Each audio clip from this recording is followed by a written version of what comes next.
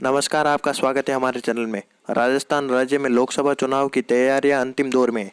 कांग्रेस, भाजपा, रालोपा समेत तमाम पार्टियां मिशन 25 पर जुट चुकी हैं। सभी पार्टियों का जोर है कि वे ज्यादा से ज्यादा सीटें निकाल सकें। लोकसभा चुनाव 2019 के लिए राजनीतिक मंथन यूट्यूब चैनल राजस्थान की सभी 25 सीटों पर अंतिम विश्लेषण कर आज से लगातार प्रत्येक सीट पर सटीक एग्जिट पोल लेकर आएगा। साथियों, इस सीरीज में आज हम आपके बीच सबसे पहले नागौर लोकसभा सीट का एग्जिट पोल लेकर उपस्थित हुए हैं, जिसमें हम आपको बताएंगे कि 2019 लोकसभा चुनाव में यहां से तमाम पार्टियों के उम्मीदवार के रूप में मैदान में कौन होगा, इस सीट पर 2019 के चुनावी मैदान में कौन सा प्रत्याशी बाजी मारेगा और 2018 विधानसभा चुनाव के माहौल का असर 2019 लोकसभा चुनाव पर कितना पड़ेगा। दोस्तों, आपको बता दूं कि इस सीट पर त्रिकोणीय मुकाबला होने का आसार दिखाई दे रहा है। हमारे सटीक विश्लेषण के आधार पर इस सीट से कांग्रेस की दबंग नेत्री व पूर्व सांसद ज्योति मिर्धा, भाजपा से वर्तमान केंद्रीय मंत्री CR चौधरी और थर्ड पार्टी यानी राष्ट्रीय लोकतांत्रिक पार्टी से दबंग जाट नेता तथा केसर से विधायक हनुमान बेनीवाल मैदान में होंगे। साथियों, आपको बता दूं कि 2014 लोकसभा चुनाव में इस सीट से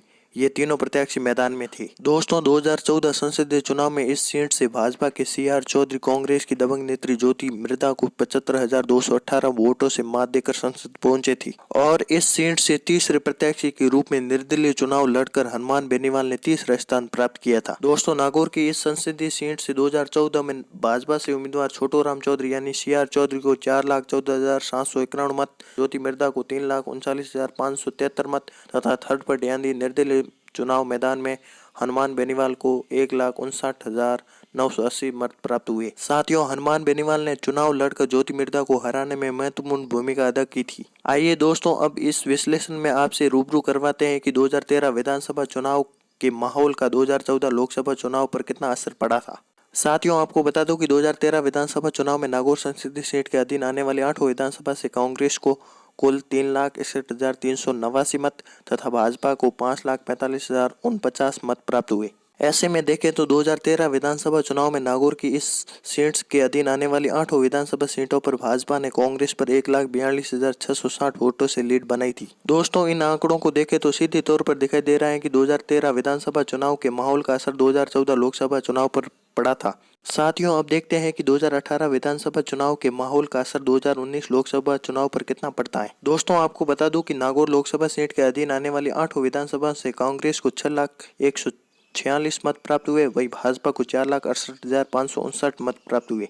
2018 विधानसभा चुनाव से ऐन वक्त पहले दबंग जाट नेता हनुमान बेनीवाल ने राष्ट्रीय लोकतांत्रिक पार्टी नामक पार्टी का गठन कर इन दोनों बड़ी पार्टियों को चुनौती देते हुए नागौर के 8 में से 4 सीटों पर अपने उम्मीदवार उठाकर 1,58,342 मत प्राप्त किए। साथ ही खींवसर विधानसभा से स्वयं हनुमान बेनीवाल ने चुनाव लड़कर इन दोनों बड़ी पार्टियों को हराकर विधानसभा पहुंची थी। दोस्तों, 2018 विधानसभा चुनाव में कांग्रेस ने भाजपा को 1,31,287 वोटों से मात देकर बड़ा उलटफेर किया है। साथियों, विधानसभा चुनाव 2018 के चुनावी माहौल का असर लोकसभा चुनाव 2019 पर पड़ता है तो सीधे तौर पर दिखाई दे रहा है कि यहां से ये सीट 100% कांग्रेस निकालती हुई नजर आ रही है और कांग्रेस के प्रत्याशी ज्योति मिर्धा चुनाव जीतकर 100% संसद पहुंचती हुई नजर आ रही है।